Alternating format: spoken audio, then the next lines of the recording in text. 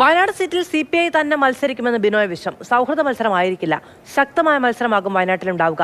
ഇടതുപക്ഷം മാറി നിന്നാൽ അത് BJPക്ക് ഗുണം ചെയ്യുമെന്നും ബിനോയ് വിശ്വം പറഞ്ഞു. ഈ രാഷ്ട്രീയ പോരാട്ടത്തിനെ രാഷ്ട്രീയമായി കണ്ടുകൊണ്ട് തന്നെ CPI അവിടെ മത്സരിക്കും. ആ മത്സരത്തിൽ രാഷ്ട്രീയ ആശയങ്ങൾ ഉയർത്തിപ്പിടിക്കും CPI.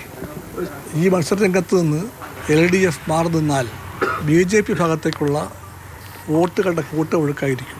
ഞങ്ങൾക്ക് LDFന് ഒന്നാം ശത്രു BJPയാണ്.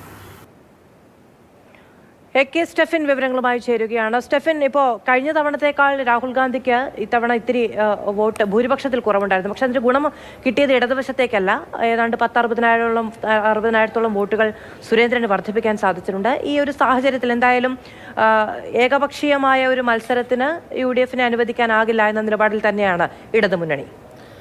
തീർച്ചയായിട്ടും അത് കാരണം കേരളത്തിൽ ഒട്ടുമിക്ക എല്ലാ മണ്ഡലങ്ങളിലും BJP കാര്യമായ തോതിൽ വോട്ട് വർദ്ധിപ്പിച്ചിട്ടുണ്ട്. ഈ കഴിഞ്ഞ CPMന്റെ സെക്രട്ടേറിയറ്റിലടക്കം ഈ ഒരു വിഷയം പ്രധാനമായും ചർച്ചയ്ക്ക് ഉയർന്നു വന്നിരുന്നു. പ്രത്യേകിച്ചും BJPയുടെ ഈ ശക്തമായ വോട്ട് വർധന, പ്രത്യേകിച്ചും ഇടത് കേന്ദ്രങ്ങളിൽ, ഇടത് കോട്ടകളിൽ പോലും പല രീതിയിൽ വോട്ട് വർധന ഉണ്ടായിട്ടുണ്ട് BJPക്ക്.